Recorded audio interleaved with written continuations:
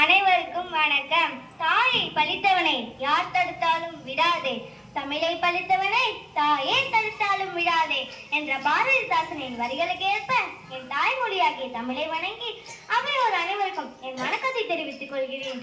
உதிரம் பல சிந்தி இதயம் பல மகிழ்ந்த நாள், அந்நிய இருட்டு அரக்க கூத்து என்றோடு முடிந்த நாள், வெள்ளையர்களை வெளியேற்றிய நாள், நம் தேசத்தை கைப்பற்றிய நாள், நம் சுதந்திர நாள். அனைவருக்கும் இனிய சுதந்திர தின வாழ்த்துக்கள். நாம் இன்று 78வது சுதந்திர தினத்தை கொண்டாடுகிறோம்.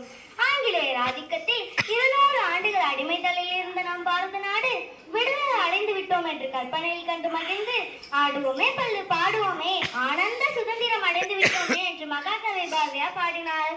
ஆனால் விடுதலை அடைவதற்கு கால் நூற்றாண்டு காலத்திற்கு முன்பே யாருக்கும் தலைவணங்காத பாரதி இயற்கையோடு கலந்து விட்டார். இந்தியாவிற்கு முன் முதலில் போர்த்துகேய மாலுமி வாஸ்கோ ட காமா கள்ளிக்கோட்டை துறைமுகத்தில் வந்து இறங்கினார். இந்திய தேசத்தில் ஏராளமான வளங்கள் காணப்பட்டதன் காரணமாக வணிக ஆதிக்கத்தில் அதிகளவான அந்நியர்கள் வர துவங்கினர். இது பாரத தேசத்திற்கு ஆபத்தாய் முடிந்தது.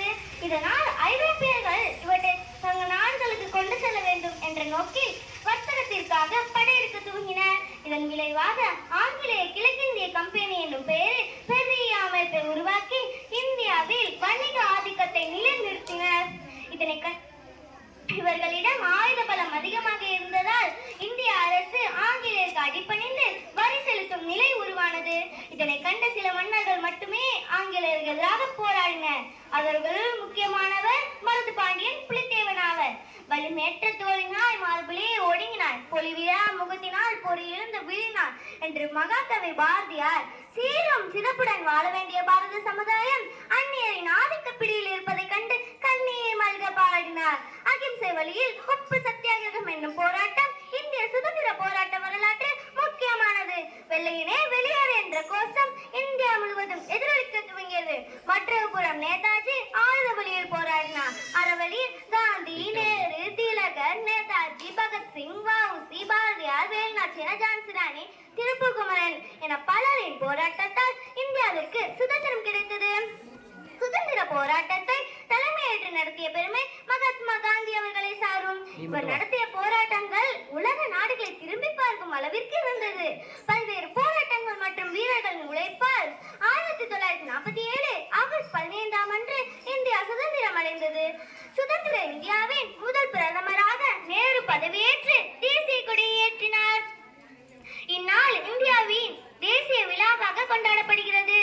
சுதந்திர தினத்தன்று பிரதமர் செங்கோட்டையில் கொடியேற்றி நாட்டு மக்களுக்கு உரையாற்றுவார். முப்படை அணிவகுப்புகள் நடைபெறும் மற்றும் பல்வேறு கலை நிகழ்ச்சிகள் நடைபெறும். 1000 உண்டிங்க ஜாதியனில் அந்நியர் வந்து புகழென்ன நீதி, ஒரு தாயின் வயிற்றில் பிறந்தோ தம் முள் சண்டை செய்தாலும் சகோதரர்கள் அன்றோ என்று பாரதியாரின் வரிகள் கேட்ப ஜாதி, மதம், இனம், மொழி என அனைத்து வேறுபாடுகளை மறந்து நாம் அனைவரும் இந்தியர் என்பதில் பெருமை கொள்வோம். சுதந்திரம் என்பது உரிமை அல்ல, உணர்வு. அந்த உணர்வின் விளைவால் பல உயிர் தியாகங்களுக்கு பின் கிடைத்ததுதான் நம் சுதந்திரம். அகிம்சையால் அந்நியரின்